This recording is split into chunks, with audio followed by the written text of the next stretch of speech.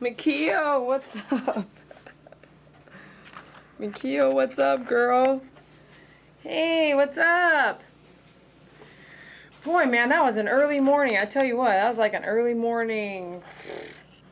I feel like it's early. It's not that bad, is it? What's up, you guys? I had to come back because I saw Melissa P was the only contributor, and at the end, I was going a mile a minute, and I was like, okay, see you later.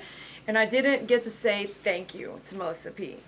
And there's sometimes other feeds out there where it's busy. You know, there's a lot going on, right? Like, I'm not just staring at the computer screen. It's impossible to groom and stare at a computer screen. But you glance up, you kind of see what people are saying. You're not sitting here watching the screen 100%. And if there's some things I've missed, trust you me, it wasn't personal. So I learned a long time ago, try not to take things too personal. When I was in my 18, 19, 20s, I would take things personal. Is she mad at me? And then you realize, don't take it personal. Sometimes you just have to get something done. It's not the tone, it's not the words that are used. You just need to get done. And you're not in that moment you're not that person trying to get something done. So if I work with somebody or someone says, hey, Didi, I want to help out or I want to volunteer, I'm like, first of all, if I'm going to pop out, like, don't do that or move that or don't put that there, there's a reason. And that reason might not be explained then because we're in a hurry, we're in the middle of something. But don't take things personal and don't take them home, right? So just shake it off your shoulder, and you may physically have to, like, do that. You're shopping at Walmart and someone hits your cart, you might have to just let it go. I'm not saying it's easy, and I'm not saying you can do it overnight, but you can start saying, you know what, I just need to shake it off. You used to call me a jerk, I'm going to just shake that off. I'm going to pray that I do not want to hurt you. I'm going to just shake it off. Just shake it off. And you might have to do that a few more times in that hour, right? Wow, that's what they said. I'm going to shake it off. I'm going to keep on pressing, doing my thing, because they're not here, right? So don't take things personal if I haven't specifically called you out or thanked you or all that, But Melissa P, man, you are a huge donator on many parts. And Melissa P, I know you and your family are going through some stuff right now, and I pray for you all. And I wish you peace and love. And thank you for being a super fan. I really appreciate you, Melissa P. It shouldn't be all on one person to show contribution. I think everyone that does 99 cents would be the same thing and saying, thanks a lot for being here. I love watching your show. Here's 99. You know what I'm saying? Like, your contribution should not all be weighted on one person. So Melissa P always tries to take up for everyone. And if you can't tell, I mean, you guys, if you're watching, you can see she's always contributing. And she'll see, like, nothing happening, and she'll go, here, Didi, thanks for being here. Thanks for letting me be entertained by something you're doing. And I really love the show. Here's my contribution. That's what that's about. And I hate it that I'm the one that has to deliver the news, but this is on every YouTube channel. If they're live, you can contribute to every YouTube channel to help them prepare, pay for anything, buy feed stuff, pay for their it just helps them run that channel. That's all it is. Every single channel that goes live has that ability. So if you don't like that, then you might want to talk to YouTube and say, and YouTube won't answer you because it's like, why not? This is their channel. How do you get funding for a channel? How do you think all these other TV channels get funding? Promotion and ads. That's how they stay alive. So there's got to be an understanding there, okay? It is entertainment, but nothing's free, right? We talk about that. Nothing is free. You don't get your time back. You don't get the value of your time back. Nothing's free. So I came back for you, Melissa P. You only. I looked back. I was just about to close the feed, and I thought, you know what? I didn't say thank you. I could text Melissa P. I could just simply text her. But instead, I came on just for you, Melissa P, to let you know you mean a lot to me, and I really appreciate that. I did catch it on the fly. I was like, glance, and I thought I was like saying thank you, but I also remember I was like, okay, we're out of here. So let's discuss for a couple minutes here. Those of you guys that own an aggressive dog, live with an aggressive dog, and groom an aggressive dog, or are a groomer that faces grooming aggressive dogs. And I define aggression as any dog that is going to bite me. I don't care if it's a nice dog, a mean dog, nice at home, good with the kids, The second that dog goes like, "Arr!" that is right there. It just defined the aggression. That's it. You cannot tell me the dog's not aggressive anymore after that at all. Because I have this dog, Brownie would be a great example. I could do anything to him, and he's a rescue dog, and he's been through all kinds of stuff. I could do anything. You guys have one of those. There's usually two, right? If you have two dogs, one's this way and the other one's like, you can do anything to, and they wouldn't say, oh, peep. Not that it doesn't hurt. Not that something doesn't hurt that dog, but that dog just does not react with aggression, and that dog would never react with aggression. So there are animals, our pets, that do not become aggressive in pain. I think that over time, though, if you were to do something extremely painful to a dog, sometimes that dog, after a couple years hitting the vein every time, a couple years beating the dog, a couple years, you get what I'm saying. I can't think of all the abuse things that I've seen, but over time, I think the dog could finally act out. But Brownie's a great example of a dog that if something happened, pull the tick off of him, he's not aggressive. Get the hemostats out, he's not aggressive. He's not going to show you his teeth. So there is a difference.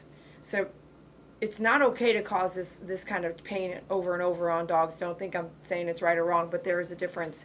And I'm not saying who's at fault and who's not at fault. I'm not doing that. We're just saying the definition of what I feel when a dog is aggressive, where that comes from. If that dog is going to try to correct me with his teeth, a dog is going to tell me he's in pain with his teeth, he has become aggressive to me. And that is in any way, shape, or form wanting to bite me or someone, wanting to bite you or someone, okay? A stranger or a family member, it doesn't matter. So, Kathleen, thank you so much. I appreciate that. If you guys learn a lot from me, support us. If you guys love watching the show, support us. We are here to be entertaining, but also to share something that is so... People don't want to share everything that happens behind the scene. And I feel like we should. And that's where I feel that's what I do. Because when you go live, you can't go and change anything. It's really happening right now, right here, right? You can't go... Remember that one time I did try to put a border on the camera? You guys were like, Dee Dee, what are you trying to do? I was like, I'm trying to put some clouds on the camera. I mean, you can't change what's happening right now. You can't take it back. You know what I mean? You can't take back what you say, how you act, how you wipe the sweat off of someone's brim. You can't take that back, right? It is what it is. Sometimes I'll be wiping that sweat off his brim and I'll be like, I hope he doesn't take this the wrong way. I was like, you know what I mean?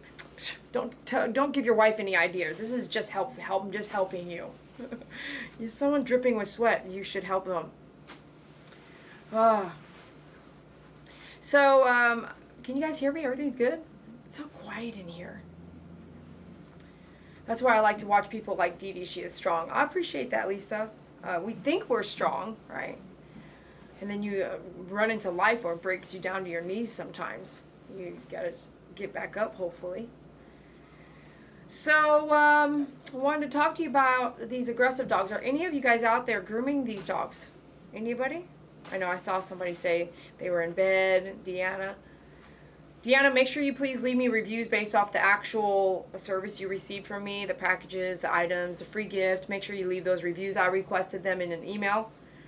Accurate, real reviews are really what helps. There are some people that don't do that.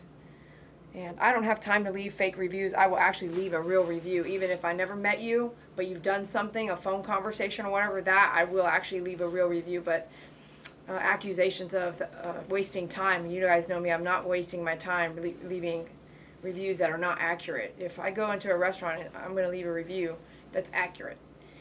So those of you guys that received services, received product, talk to me on the phone. I think that those are accurate. Ladybird, shine a flashlight or the flashlight on your cell phone from the back of the nails and you will see the nail quick. That is Christine's advice and opinion. That is not something I would do. Okay. Sorry, can't say. Important project. Awesome, Callie. We are praying for you. And I'm still not seeing. Oh, Melissa. Okay, so let's talk about aggressive dog grooming. I'm just going to give you a couple tips. Okay. One, no one but you is grooming that dog, right, in that situation. So here, me and Barry are in the room, and Dad's helping assist hold the pet. I have chosen to do that in my business. You guys can do whatever you want to do out there. You guys don't want your pet parents involved, then get a second person. I think that it took quite a while, me grooming by myself and grooming aggressive dogs by myself, that I really thought the best person to be in here is someone in the family. So one, they can see what's going on. Two, they can feel what's going on. And if you see and feel something and you still don't want to make changes or help make changes, then we're not on the same page. If you go home and say, I'm not doing that again, then you can't, in my opinion, expect the groomer to do it all by herself again either, right? If it was that hard for you, the unprofessional, just imagine how hard it is for the professional. So you can do a couple things. One, you can get the pet parent involved, or two, you can hire a second person and pay them well to be your helper, where they are not afraid to get involved with an aggressive dog, but you have to be a really positive, strong lead. So if you get bit a lot and you're working with aggressive dogs, I suggest you maybe get some training on working with aggressive dog. Get some, and I don't mind you flying out here for it. You got to call me, get set up, but there's things that you need to know how to read and look for if you're working with these types of animals, so that you can refrain from getting bit. I will read some other people's comments sometimes, or notice them, and they'll say, you know, you're a groomer, you signed up for that. Well, yeah, I am a groomer, but no, we don't literally want to sign up for, hey, bite me. I don't think you want to get bit by a dog. Anybody should get bit by a dog. I don't think you sign up to go, be a race car driver and say, hey, if I die today, then, oh, you know what I mean? You don't want to get in a car wreck. Just because you're a race car driver doesn't mean you're ready. You train to hopefully avoid a car wreck. So you train as a groomer to hopefully avoid getting bit. So the whole key is to capture these signs and listen and hear and smell what's going on with the animal, and try not to let the dog do injury to the pet parent, yourself, or anyone else involved. You sign up for a lot of things. We sign up for school, but we don't want to go to school and get shot at, do we? Right? But that's the stupidest thing I could it's just not nice. It's because they don't have anything positive to say about it. So if you sign up to be a groomer, you could get bit. I want you to do your best not to get bit. And some of those things that you're going to do are muzzle the dog, cone head the dog, get the pet parent involved. Who else better than the pet parent? If the dog bites somebody and the pet parent gets bit or whatnot, that dog is that owner's pet, and they actually have to make some final decisions on the pet. You don't own that pet. If you get bit and animal control or your city gets involved, then you better have had that briefing with the pet parent, because if something happens to the dog now, like it gets put down on account of a dog bite, and the pet parent didn't know that would be an option by the city or state you live in, I think the pet parent's going to be upset you didn't tell them about that. So if you don't know the laws in your city or state, I recommend you get on the phone with animal control or your local non-emergency police department and find out. Why not? Why not? Why do we wait until it happens and then we go find out all the facts? So let's find out the facts. I work with aggressive animals every day, and if I get bit, what happens? And take the person's name, take the unit or section they work in, and write it down and save their phone number. And that person may not stay there for very long. Animal control has high turnarounds. In some cases, you might not see the same person, but at least, so every year call back and have that relationship with your local animal control and your local non-emergency police department, because you are putting yourself in some danger when you're working with aggressive dogs. And I'm talking about aggressive dogs here, okay? I think you are so generous to bring in the parent. I think it's really tough to bring in the parent. You know, pet parents may not understand it. You guys are on a different field when you are a pet parent. You guys don't know what we are going through on our side, but you seeing it hopefully can educate you and say, it is really tough. You know, I'm really glad I got to watch it. I won't be so picky on the next time. Or if Dee Dee doesn't groom my dog again, or I go somewhere else, I will understand what really is happening back there. And one of the I want to go all the time, right? But one of the huge differences in my salon and somewhere else is that I'm not grooming as many dogs as some of these salons are pushing out. So when you take a dog like Barry and they have that high anxiety already, just imagine it with, like, I could not even probably film at PetSmart if I was still working there, because it would be so loud, so much going on. You probably couldn't hear everything. You would hear everything. The cash register, the people talking, the check-in, the dogs in the back barking, this dog over here, this lady over here, 6 groomers grooming a dog on all of it. It's a lot. The blow dryer going, like, there's so much. I can't even show you that, you know? And I think I'm imagining it. I walk in it, they'll probably be like, you need to leave with that camera, right? So all I can say is you physically go and watch and walk around for 2 or 3 hours. I'm not saying go sit for 5 minutes. Go watch, listen, look, observe what you can, because you can't see it all, okay? You will learn more of seeing it with your own 2 eyes than me telling you, because I can already hear people already trying to change what I'm saying. I can tell you because I've been there, I've done it, but I can, you know how you tell somebody something and they don't really want to listen to it all? I can't share with you. Matter of fact, I'm not going to share with you everything until I write this book. This book will have the lay law, the lay it out for you. What I've seen is just crazy. You wouldn't believe me. So instead of trying to believe me, I say you go. You go into 10 or 15 groomers and go, hey, can I watch? And just see and listen, smell, go to the bathroom. How clean is the bathroom? How clean is, you know, all these things to really pay attention to. Do it yourself. Don't believe me. Do it yourself. Christine, thank you. Christine, I believe I'm going to start taking them to the vet to get a nail trim. I would never forgive myself if I hit a vein. So Ladybird, that's very true. I'm just kind of replying to some people's stuff out there.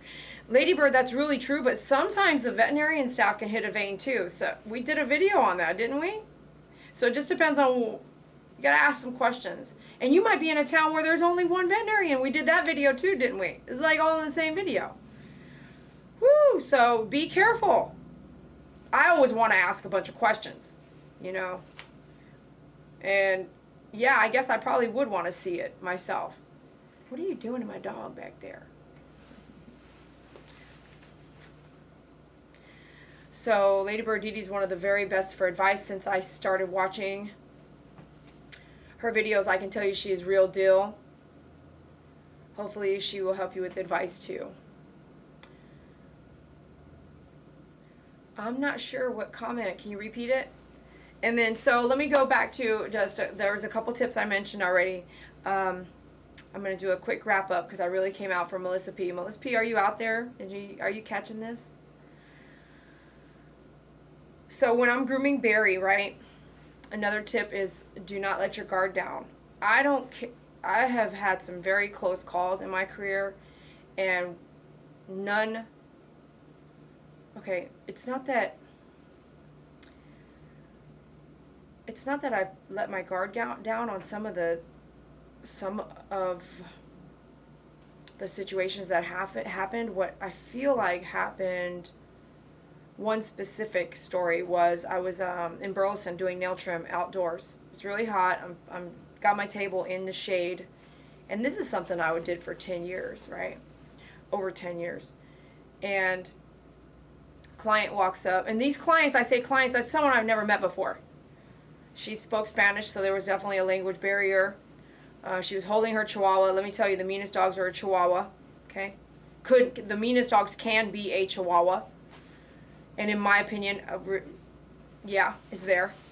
And she's holding this Chihuahua and this and that. And at this time, I still hadn't learned that a small little dog like of that size, you know, depending on how you can grab the dog or what is pretty aggressive.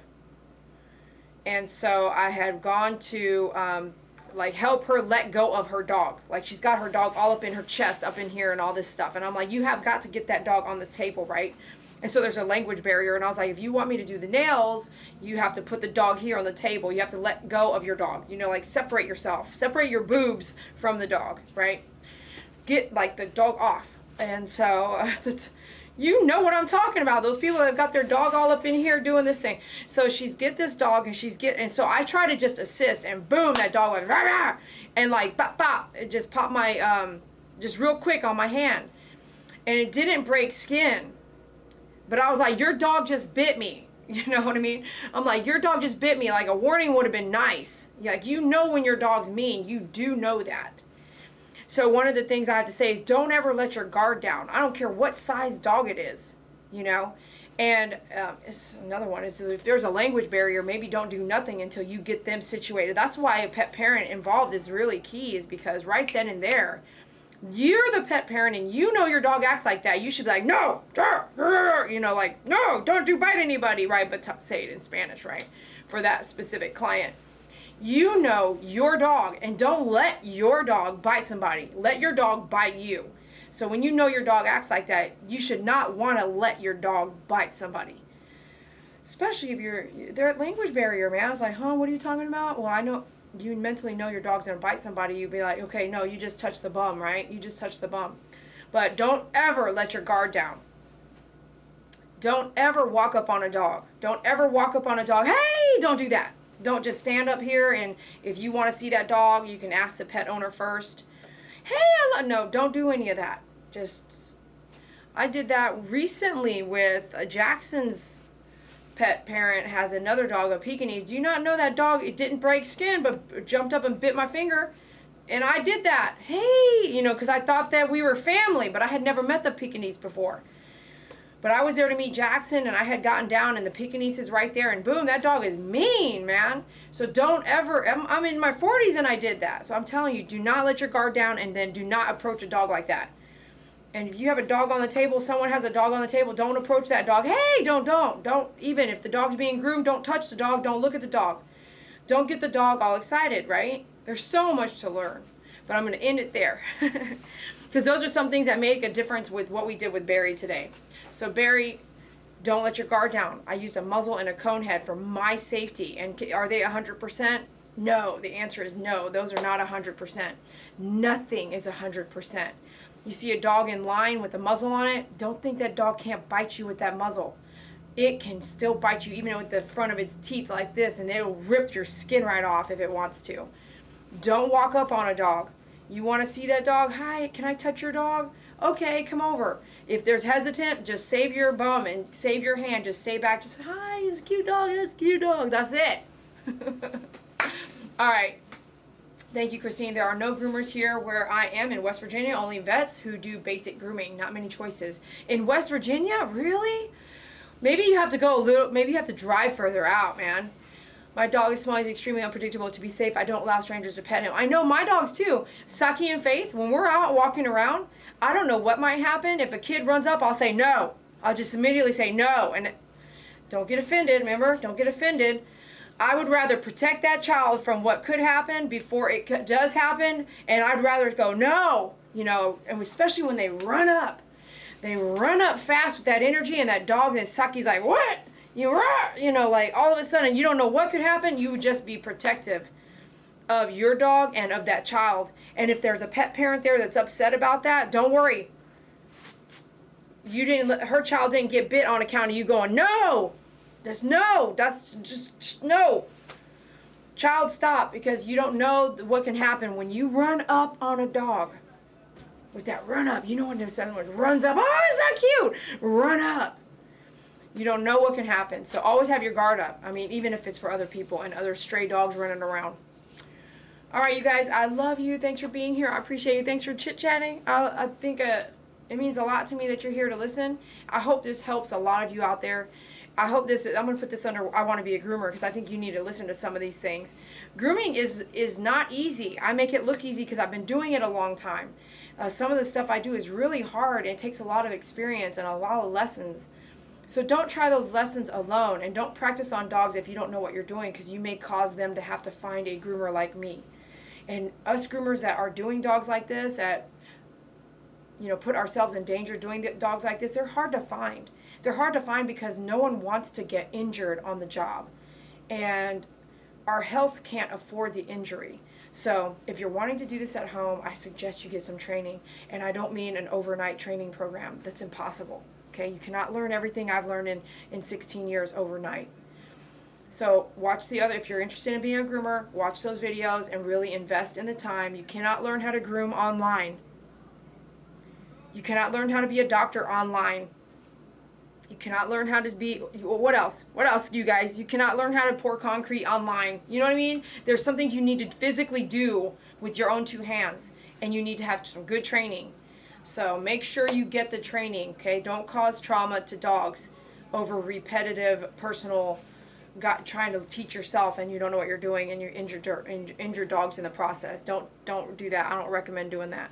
I recommend saving your money, work hard, work 2 or 3 jobs, and put that money towards a schooling or a program where you physically have to arrive every day and go to school for this. And there are some schools across the country. You can come do a class with me, but my classes are just like those. You have to be here, you have to show up, and you have to be a part of the program.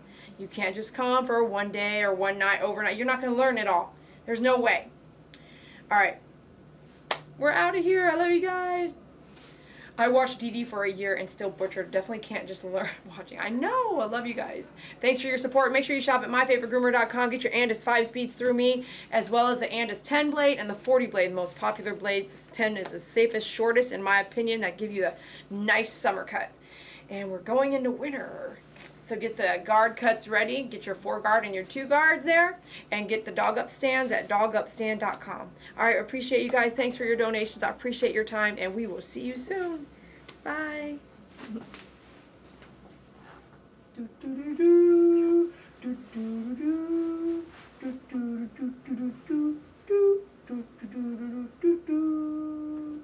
Totally miss you, Makio.